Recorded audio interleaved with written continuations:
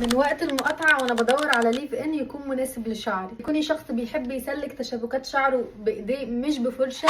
فالمنتج التحفة ده من سوبري هو اكتر حاجة سهلت عليا الموضوع، مع ان تسليك بالايد بياخد وقت اكتر من الفرشة، بس الليف ان ده خلى الموضوع بجد بيخلص في 3 ثواني. غير بقى الترطيب اللي بيعمله في الشعر، انا من الناس اللي لو ريحة شعري حلوة بحس ان جسمي كله ريحته حلوة. حرفيا مفيش حد في البيت ما قاليش ايه الريحة التحفة اللي انتي رشة منها دي، وانتوا عارفين ان انا طالما لقيت منتج عجبني يبقى لازم اكمل المجموعة. قررت ان انا اجرب حمام الكريم وفي نفس الوقت الكونديشنر بتاعها. واخدين بالكم من بعض المعلومات المكتوبة هنا؟ الترطيب وتقليل الهيشان وكمان ترميم الشعر. ومش عايزة اقول لكم طبعا ريحته تحفة ازاي. حلو بقى ان انا لما سرشت شوية عن المنتج ده لقيت ان هو فيه شوفان وعسل وكمان زيوت طبيعية، وانا بحب قوي المنتجات اللي بيبقى فيها حاجات طبيعية. بصوا انا حرفيا واكلاه مش مستخدماه، بس بجد بيرطب الشعر حلو جدا. بصراحة سعرهم اقتصادي جدا مقارنة بحجمهم. بحب اقول بكل فخر صنع في مصر، منتج بجد عالمي ينافس يعني، وبديل كويس جدا لمنتجات الشركة اللي انا مقاطعاها. الحقوا بقى اطلبوا الكومبو ده لو عايزين تعالجوا الهيشان وعايزين شعركم طول الوقت يكون ريحته حلوة وكمان بيلمع واكيد مترطب.